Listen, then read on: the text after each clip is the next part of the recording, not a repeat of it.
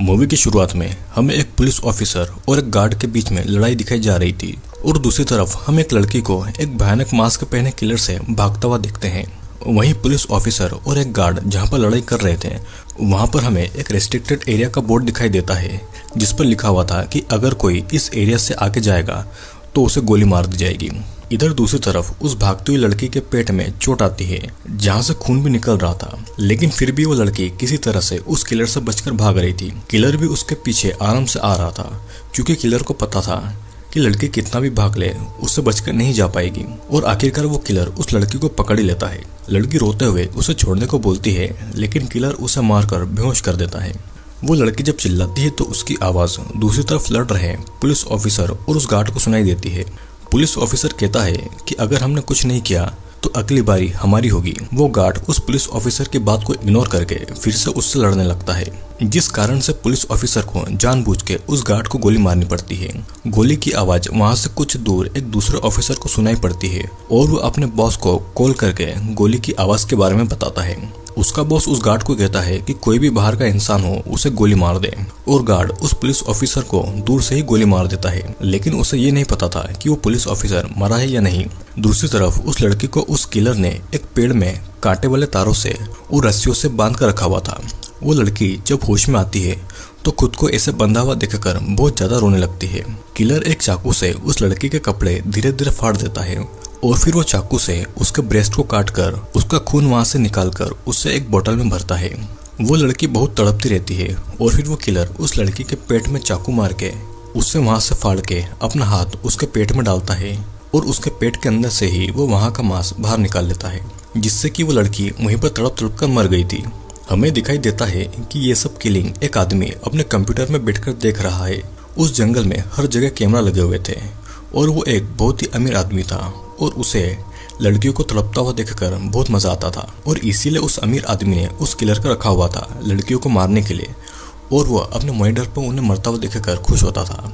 अब scene shift होकर सिंडी नाम की एक लड़की पर आता है। सिंडी की दोस्त लोरा उस घर के सारे सामान को बेचकर और सिंडी के सारे सेविंग्स के पैसे को चुरा कर वहां से भाग चुकी थी और तभी घर का मकान मालिक आता है और वो सिंडी से उस घर का रेंट मांगता है और सिंडी के पास में जो आखिरी पैसे थे वो उस मकान मालिक को दे देती है, लेकिन अभी भी उस मकान मालिक के पैसे बाकी थे और इसीलिए वो मकान मालिक सिंडी को अपने साथ में इंटीमेट होने के लिए ऑफर देता है और तब वो उस घर का रेंट फ्री कर देगा, जिससे कि सिंडी गुस्से में आकर उसे घर से बाहर निकाल देती है।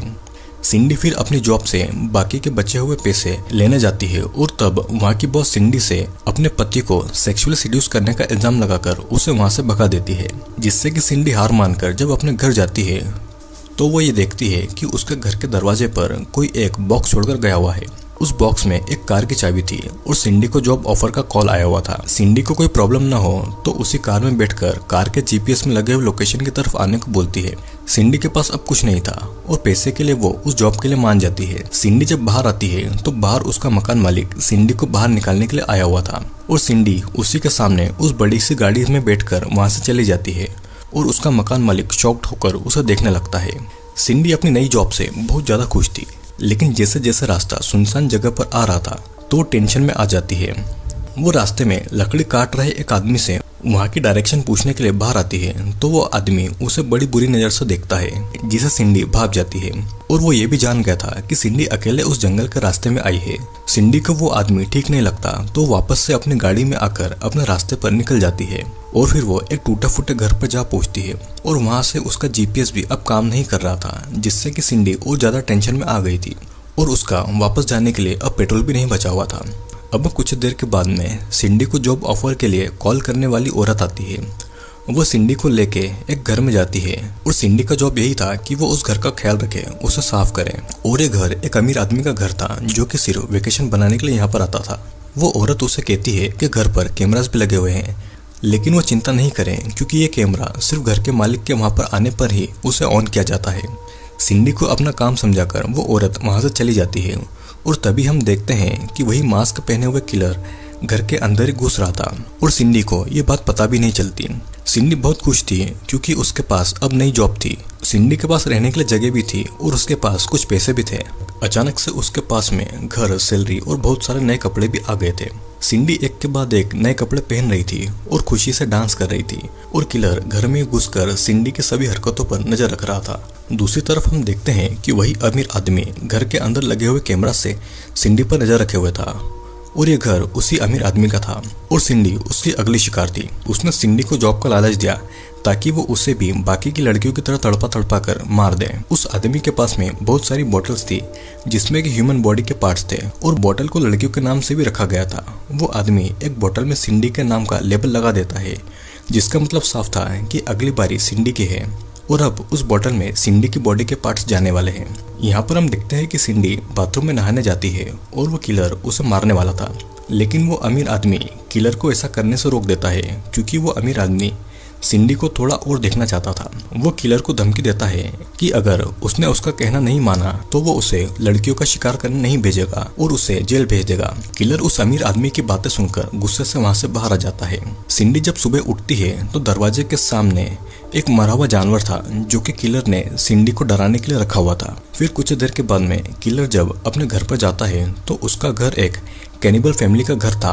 वहाँ पर मरे हुए लोगों के कंकाल, हाथ पैर और उनकी बॉडी के पार्ट्स हर जगह लटके हुए थे और ये किलर इतना ज्यादा साइको था कि वो किसी को बिना मारे नहीं रह पाता था क्योंकि उसे लड़कियों को मारने में बहुत मजा आता था। वो सिंडी को मारने के लिए भी तड़प रहा था, लेकिन उसे उस अमीर आदमी ने ऐसा करने के लिए रोका हुआ था। इधर हम देखते हैं कि सिंडी रात के समय ड्रिंक करके सो जाती है और किलर सोते हुए सिंडी को गलत तरीके से टच कर रहा था और वो उसके प्राइवेट पार्ट को भी टच करता है। वो सिंडी के बेड के नीचे छुप जाता है और सिंडी को भी ऐसा लग रहा था कि कोई उसके आसपास है। उसे एहसास होता है तो वो उठकर पूरा घर चेक करती है, लेकिन उसे वहां पर कुछ नहीं मिलता।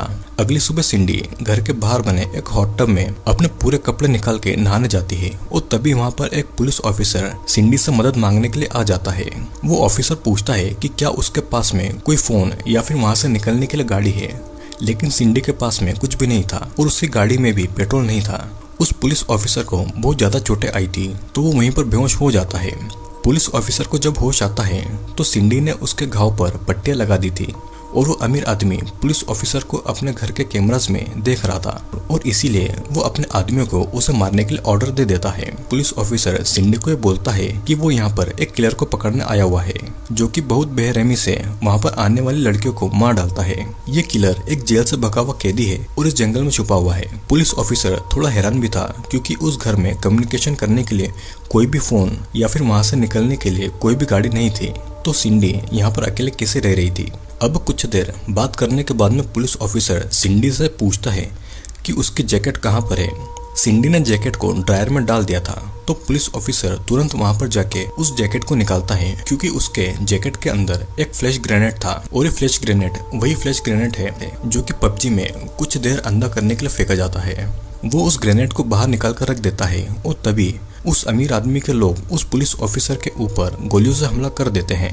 पुलिस ऑफिसर भी उन पर गोलियां चलाता है और घर के अंदर वो किलर भी सिंडी को मारने के लिए आ गया था। सिंडी उससे भागने के लिए घर के बाहर चली जाती है और किलर भी उसके पीछे पीछे चला जाता है उसका शिकार करने के लिए। वो सिंडी को पकड़ने के लिए जंगल की तरफ भाग रहा था और सिंडी उस फ्लैश ग्रेनेड को उस किलर के ऊपर फेंकती है जिससे कि बड़ा धमाका होता है। उस धमाके से सिंडी और किलर दोनों थोड़ी देर के लिए अंधे हो जाते हैं, मतलब कि उन्हें ठीक से कुछ दिखाई नहीं दे रहा था। सिंडी फिर भी वहां से भागती है लेकिन उसे कुछ भी नहीं दिखाई दे रहा था तो वो एक पेड़ से टकरा कर बेहोश हो जाती है। किलर वहां पर आता है और सिंडी को उठाकर कहीं ले जा रहा था और उसे एक लकड़ी के ऊपर पेट के बल लेटा देता है, जिसके बाद में किलर कुछ ऐसा काम करने जा रहा था जिससे सुनकर आपके होश भी उड़ जाएंगे। वो पेड़ से एक लकड़ी का टुकड़ा तोड़ता है और वो उसके प्राइवेट पार्ट में उस बड़े से लकड़ी के टुकड़े को घुसाने वाला था। सिंडी अभी भी बेहोश थी और उसे पता नहीं था कि उसके साथ में क्या होने वाला है और तभी वहां पर एक पुलिस ऑफिसर आके उस किलर को मार के जख्मी कर देता है, जिसके बाद में सिंडी भी वहां से भाग जाती है।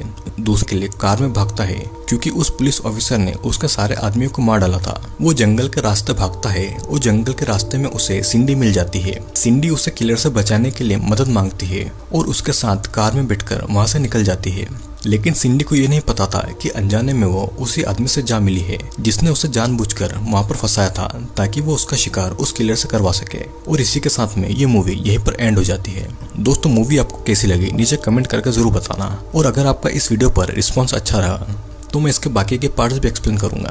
तो नीचे कमेंट बॉक्स में कमेंट जरूर करिएगा। और अब हम मिलेंगे अगले वीडियो में।